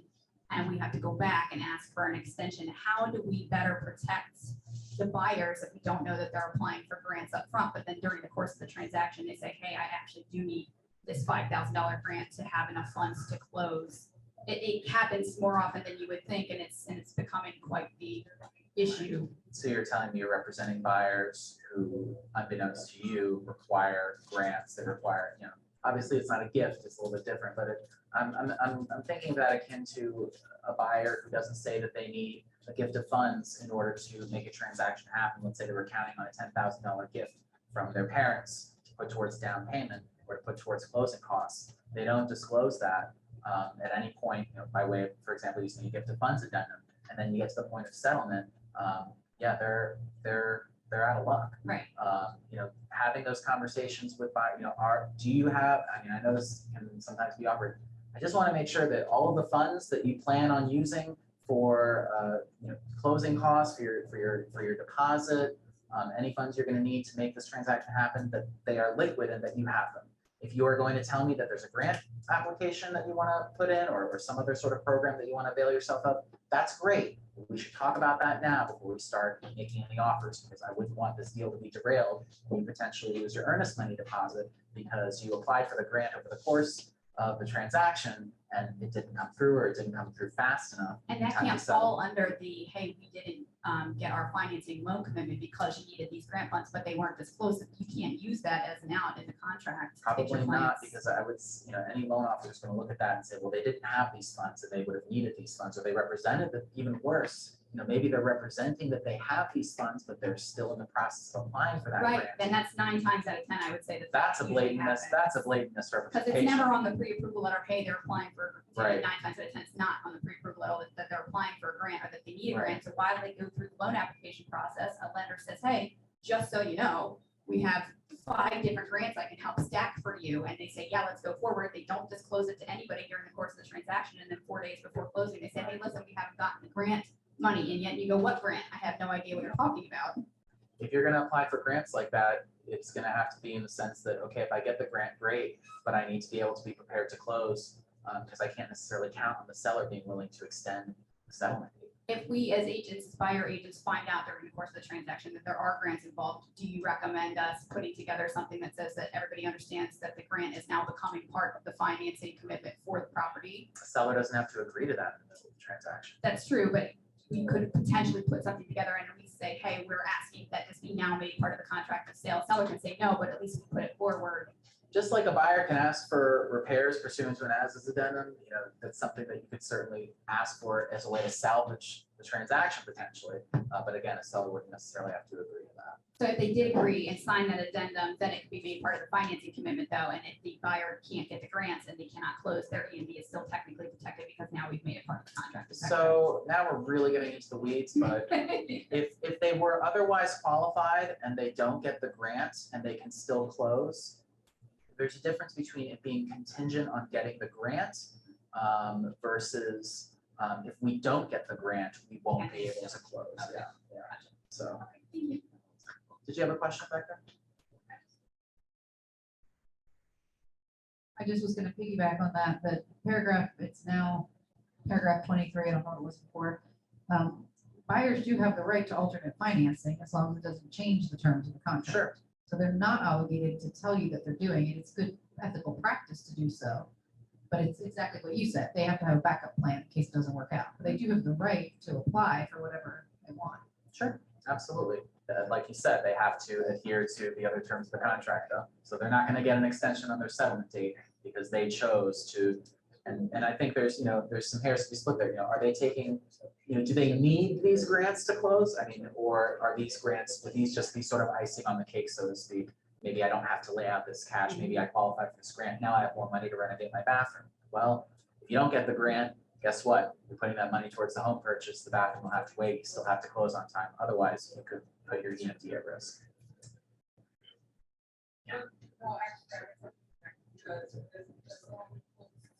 Being a listing agent, Yeah. that's a misrepresentation to me. That's how I. Yeah, they can afford to do it both ways, but that can actually, if they didn't have to have a plan, where to close the deal, then that's a misrepresentation. I mean, absolutely. And I think that, we're talking about sort of a number of different scenarios that could possibly happen, consolidated in like one, sort of 5-minute period. I think that, if a buyer does not have the funds that they would need to get the transaction to settlement, the loan officer is probably going to pick up on that and deny them out of hand. But, again, there's any number of things, I've seen any number of things happen from the point of the contract being executed to the point of settlement. I mean, I've seen buyers apply for a car loan. I've seen them miss a credit card payment. I've seen them do any number of things that affect their credit such that they're denied financing. So if we're going to take anything away from this discourse, it's that make sure your buyers are keeping their noses clean as they go from contract to settlement in terms of their credit scores. Anything else before I move on? Okay, wow, we've got 1 to 2 really fast. All right, so, all right, date of contract acceptance. Oh, am I gonna go here? Yes, I am. So, date of contract acceptance, very critical date, right? We calculate a lot of due dates and deadlines based off the date of contract acceptance. We have added a definition here to the form. Insert the date on which all final initials and signatures of all parties have been affixed to this contract. It is acceptable for an agent to fill that date in because again, it's a date that's easily defined. It's the date that the last person signing the contract such that it becomes a contract did that. The issue though that we've tried to explain over the years, and I think it's a conflict between what Maryland law defines as a contract versus the way that our business is done. You actually can't have a contract until it's been delivered to all parties, right? So riddle me this. We have a situation where buyer makes an offer, listing agent receives the offer, sends it to their seller. At 10:30 at night, seller decides to electronically sign everything. Contract is signed, right? Wrong, you don't have a contract. You have a signed form. It needs to be delivered in order for it to be a contract. And if you deliver it the next day, sure, it's a contract that day, but sometimes you'll see that date of contract acceptance was the day before. Always try, endeavor, please. The only really practical way to avoid that discrepancy is to deliver the signed documents the same date that they're signed. Please endeavor to do that. I wish I had a more legal easy answer for you, but that's really the only way to make sure that not only are we calculating the date of contract acceptance accurately, but that that contract has been formed that same day, it's been delivered that same day. It all should be the same day. Does that make sense? Yes. Okay. But if it's not the same day for any reason, whatever number is on there will guide the contract as far as how we do business. I think you're an attorney, Doug. I think you're setting yourself up for a dispute there because, for example, let me give you this scenario and you tell me if you think this is fair. So listing agent has their seller sign. Listing agent doesn't say anything to buyer's agent on Friday, doesn't transmit the signed contract. 2 days go by, Monday they say, oh, seller signed on Friday, date of contract acceptance was Friday, you guys had 7 days to do your inspections. Well, now it's day 4. How does that sound to you, Doug? Yeah, I mean, at that stage. Sounds to me like there was no contract for those days leading up to the day until it was delivered. So now either A, you have a dispute, or B, the date of contract acceptance was really Monday, and you're starting to calculate from Monday because in those last 3 days, buyer had no idea there was a contract. Delivery was not communicated. Now, certainly that listing agent could have said on Friday, hey, seller has signed, I'm gonna get you the documents as soon as possible. And then Saturday morning at 6 a.m., they wake up, they do their yoga lattes and they send that contract right over. We all have an obligation to act reasonably and diligently in our jobs, right? And part of that is timely delivery of documents. So, there's not much more beyond that I can say, but yes, go ahead. So I think for us, a lot of times we'll receive the contract of sale, like the bare bone. Sure. And it'll have a date, thank you. It'll have a date on there with a lot of the addendums and other things not sent over for whatever reason, right? Typically due to an agent not understanding what else is required. Right. So now we have a plethora of documents that all have different dates. And so I just want to be clear that the primary things, which is inspection, if it's going to happen, and settlement is guided by the contract of sale date, right? I'm not sure I entirely understood your question. Maybe flesh it out a little bit more. Sure. So we are the listing agent. Right, We receive an offer, right. right? The contract of sale, our client signs it, but there's other documents that still haven't come in. Like what? Any agendas that could be, right? That they didn't either fill out correctly or they forgot, whatever. You understand what I I'm would saying? be reaching out to that buyer's agent saying, hey, you need to take a look at this offer because you're missing a lot of stuff here. So you're saying we should not be signing any bare bone contract of sale without everything being in place?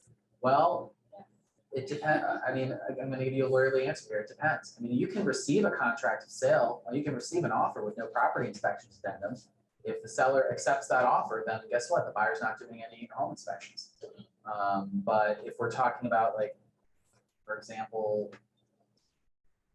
I mean, if you receive an offer without a conventional financing addendum, I guess they're not financing the property. It's kind of hard to speak to all of, is there another document that you're referencing, like notices and disclosures? Yeah, like HOA? anything Right, small well, yeah, so I mean, for example, that could turn into an issue later. anything small that could turn into a Speaking primarily like even the Yeah. financing piece, you had somebody who did cash. Let's talk offline because Okay. I've got 20, I know a lot of folks here are expecting to get out of 3 and I've got more forms to get through. But we can certainly talk more about that afterwards. Okay, so I want to just address the other new and revised forms before we run out of time. Post-settlement occupancy agreement. We've been getting a lot of requests for this document over the last several years. I do want to caution you, though, this was not my favorite document to make available. We've now transitioned sort of out of what the task force did and into the routine business of the statewide forms committee. For this reason, I get so many calls on the hotline about disputes related to post-settlement occupancy, tons of them. Sellers cause damage to the property over the term of post-settlement occupancy, sellers not vacating the property on time because they're waiting for their new house to be finished construction, any number of things. So to the extent that post-settlement occupancy can be avoided, I know that sometimes it's really necessary, but to the extent it can be avoided, it's certainly not something that I would recommend. But that being said, we do have this form now in our statewide forms library. One thing that I want to point out that I think is pretty important is the fact that this form is not designed to work with post-settlement occupancy terms of more than 60 days. Why 60 days? Because the vast majority of folks who are purchasing homes to occupy in an owner-occupying stature, and they're getting mortgage loans. The mortgage loans, the terms of those loans are that the buyers are going to occupy those homes within 60 days of settlement. We all have seen what can happen to folks like the Baltimore City State's attorney if you misrepresent or are alleged to have misrepresented. It's all allegations. If you have alleged to misrepresent, for example, whether you're purchasing a second home or an investment property, because there are consequences to checking one of those 2 boxes, right? Specifically the sort of interest rate that you get. So don't misrepresent things on your mortgage loan application documents. That's perjury. Again, if you are affirming that if your buyer is affirming that they're going to occupy that home within 60 days of settlement, a seller cannot have a term of post-settlement occupancy of 90 days or anything in excess of 60 days really. So this form, again, all that's just to say this form is designed to work for no more than 60 days.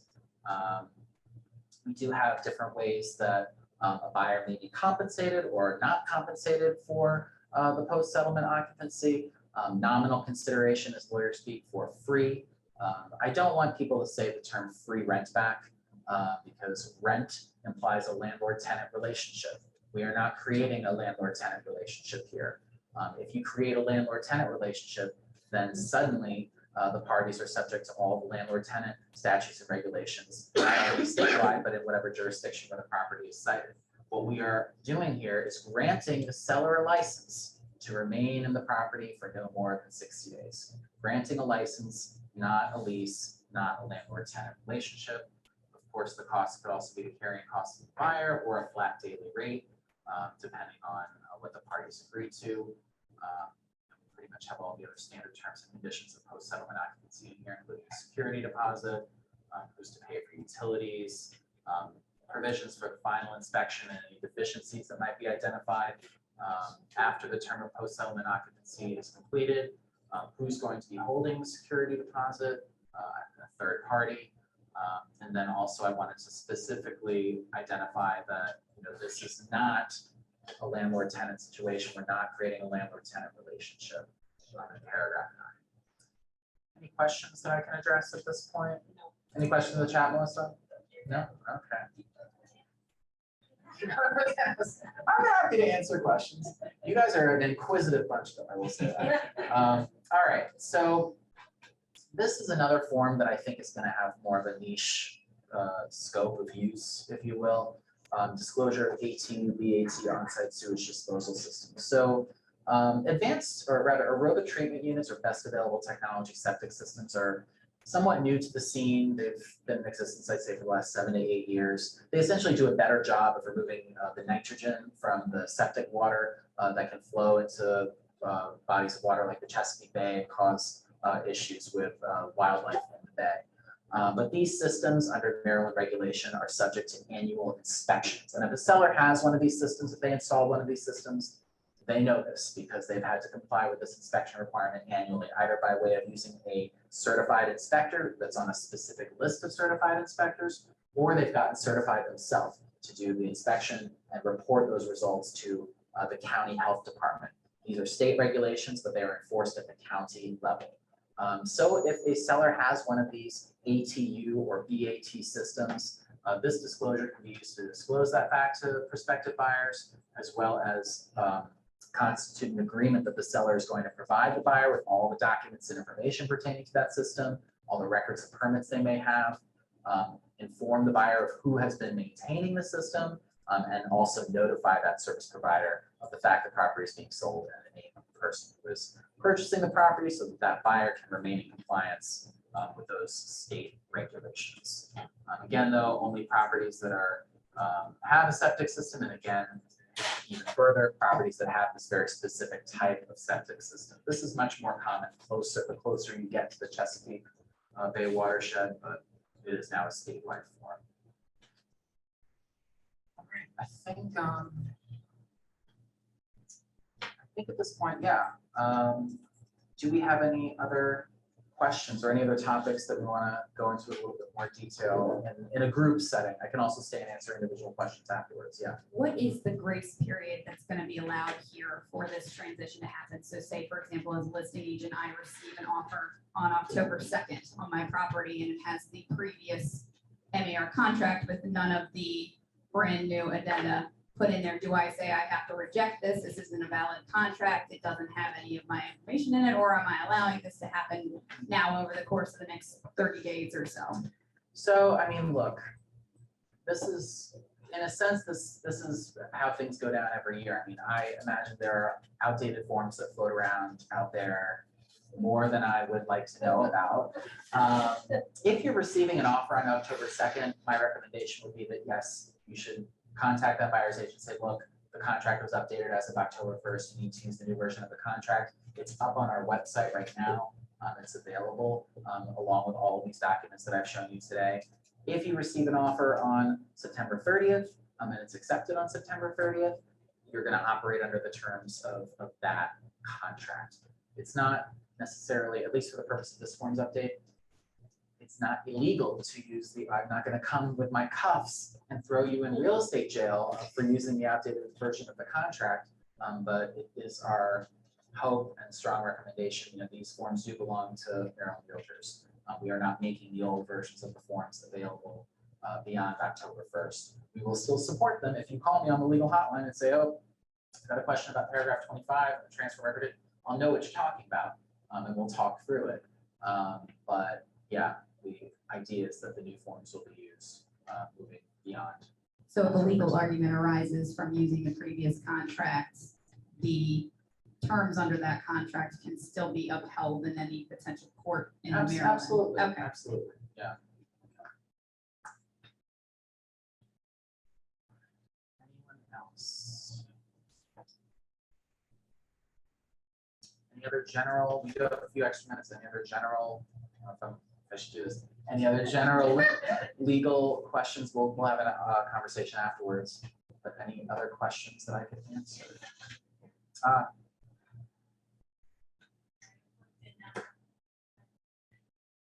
Just to confirm, we will no longer be offering an as-is with right to terminate option. It's just as is for property inspection. That as is addendum, that entire form is going away. If a property is not going to be subject to any inspections, you would just do the residential contract of sale. You wouldn't attach any documents. And I imagine that would be a very limited scope of transactions, probably all cash.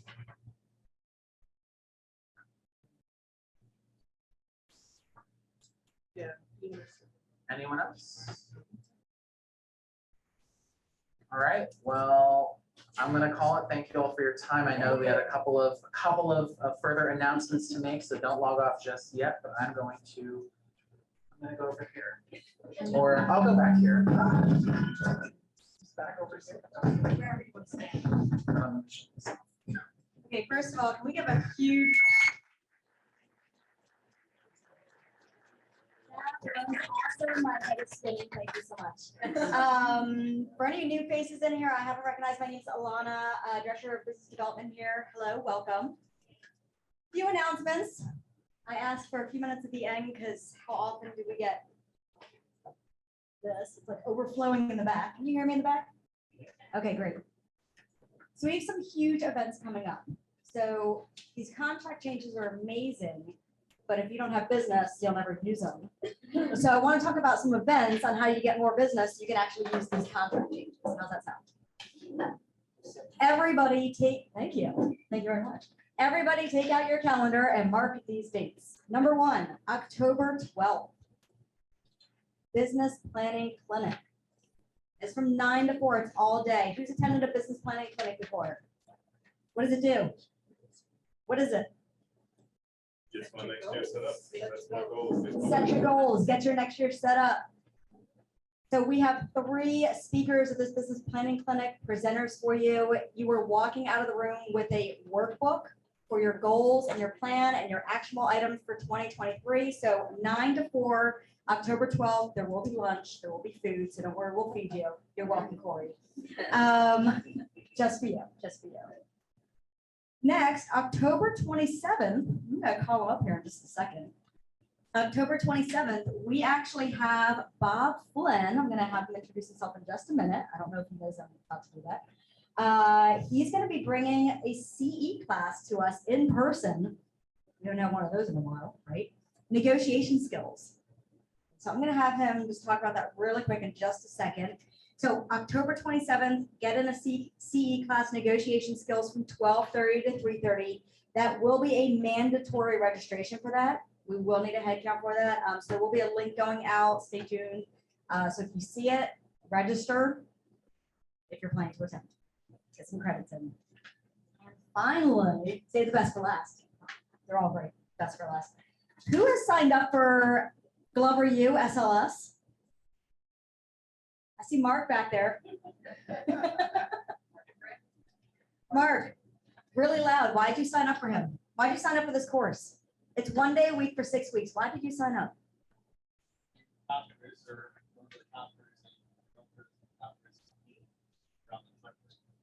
Number 1 in the state of Michigan, and he's coming in person. For 6 weeks. And I've been lucky enough to get some time with it one-on-one at different mega camps and family reunion events. That's that I got. And he's been a trainer. Runs in addition to the stuff that I just talked about. He also runs a national coaching training company.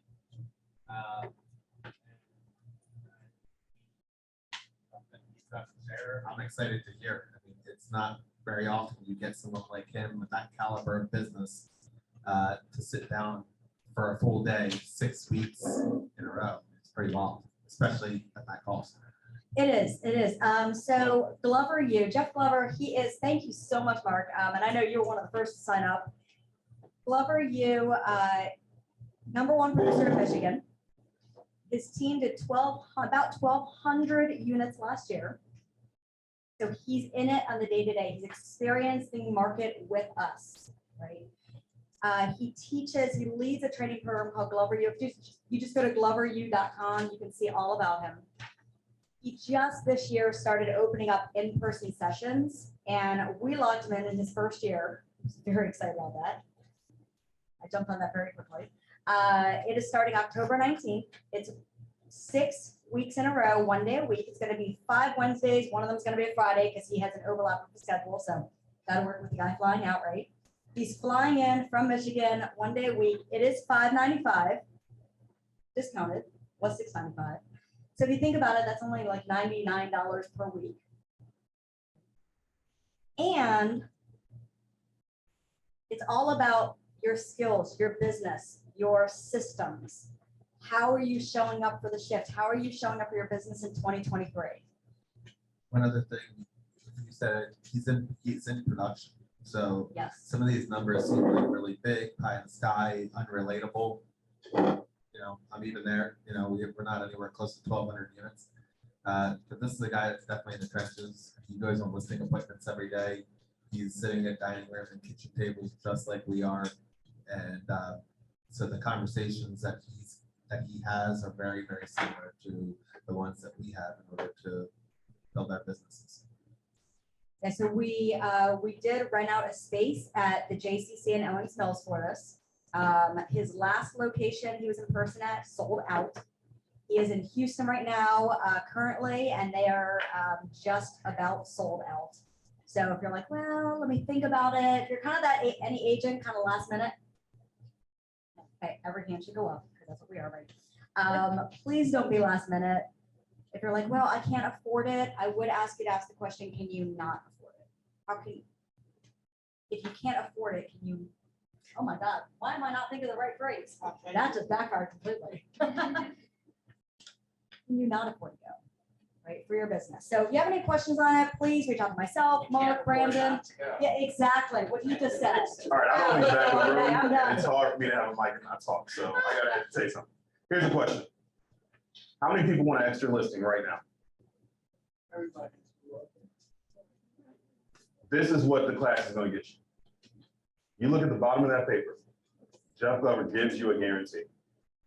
If you take every Money class, back guarantee. if you do what's necessary, you will walk out of this class with a listing. If you do not, he will give you your money back. So I asked that question again, how many people want an extra listing right now? You should be taking out your phones, taking a picture, and signing up for this class. That is what will get you there. And we're all about goals, and anybody who knows me as a coach here knows I love goals and pushing each other. So my coach pushed me, I have a coach, he's in New Mexico. My coach pushed me to get 5 people registered today, and I really want to call her today and said that happened. So do we have any 5? Do we have a person who's registering today? Okay, we got 1, we got 2. Okay, I'm gonna find the other 3. I will find the other 3. I'm We not. got 3, we got 3. We got 3, okay. I can't let my coaches, I got goals too, right? All right, Boslin, please come up here. I want to hand him the mic. You talk a little bit about your C class, but also first pitch title. Great, thank you. My name is Bob Flynn. I am with First Pitch Title. We're your in-house title company. Let me get out of the light there. We're your in-house title company, and we're here as a resource.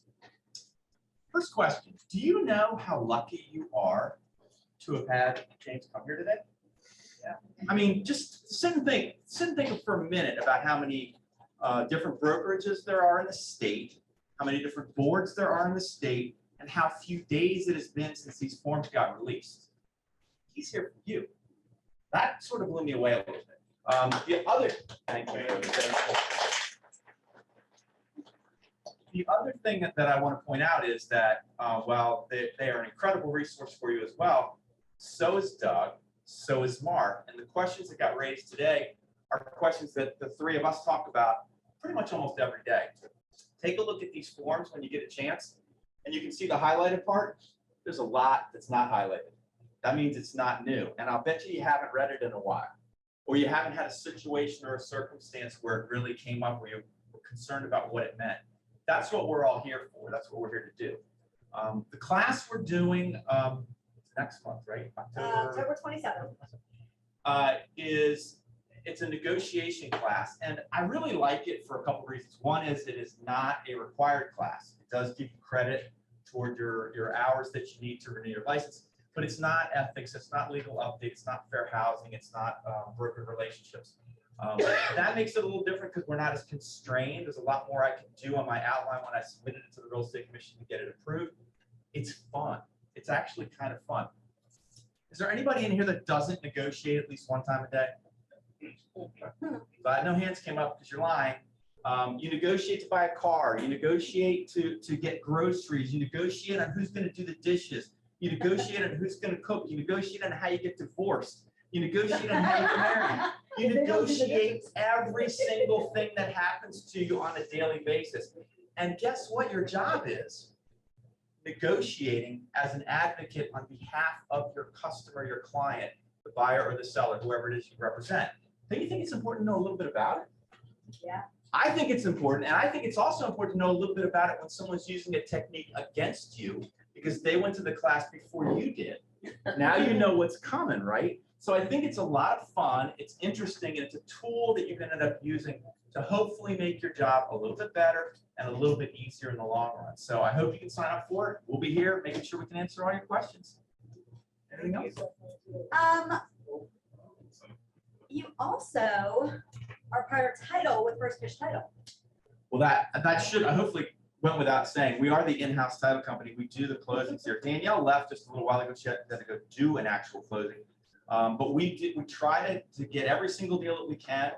We're here as a resource. Either Danielle or I will be sitting here a couple days a week. We're trying to hire a processor. If anybody knows somebody to put the processor in your actual office.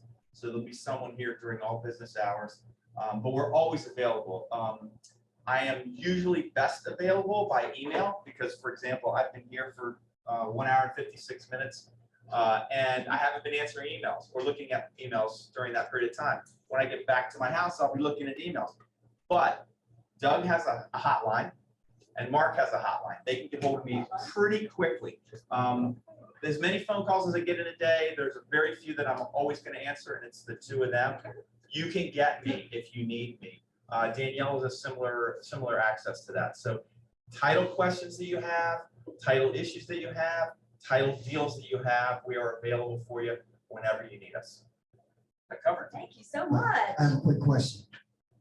Go ahead, Corey. Go ahead. I'm not used to being on the mic. You know, Liar. The class on the 27th, is it going to be available on Zoom? No, it's not. Could it be? We could talk about it. I can tell you right now, the last time I talked to people at the Real Estate Commission, they are really, really discouraging people taking Zoom CE classes. They either want you to be there in person or they want you to take the online classes where you have to take a test afterwards. That's kind of what everybody hates. Is doing the test. So I want to be there. I will be available. I And want to make sure. don't forget, the other thing is you can be there, even if you're only there for part of it, but I'll not be get out- credit. I'll be out of town. That's But don't get credit. Just go ahead and zoom in and learn, and you won't get credit for it. I need credit though. Let me work on the list and see if we can figure something out. I don't. The school that we're working through has not acknowledged the ability to do the Zoom classes. I know that they're also. they did all the classes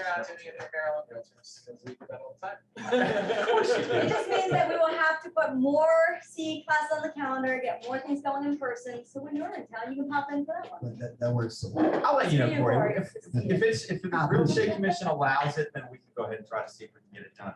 I mean, they just passed a new statute effective October 1st that allows you to sign in without showing everybody on the Zoom call your driver's license. So now you can sign an affidavit instead. So I know they're anticipating, the legislature's anticipating allowing those classes, but the Real Estate Commission's really been like, wait, there's no more COVID, so now just show up. So we'll see how it works. I'll work on it for you. I appreciate that. Celine? Don't get on me along if I'm wrong. So you said y'all have continue, I'm good. Y'all have continued education classes in here? Starting with Bob on October 27th, negotiation continue education class. Y'all gonna have one for it, we get all the credits for continued education. We will be working on bringing more in. We're starting with the one right now. If you're like, oh my, if you're like me or many other agents, we're like, oh my God, it's due in 2 days. This will help. I mean, It won't be we next do, year. I do 10 classes a year for GBBR. I used to do the convention with Maryland Realtors every year. I would love for us to be able to set up all the required classes to be offered in person in your office. Right. And that's what So we'll that work every on. year you'll be able to get every one of those. And that's what we try to do with GBBR too. I'm one other thing I'm cutting out. I'm strong. I took a continuing education class with Ball before.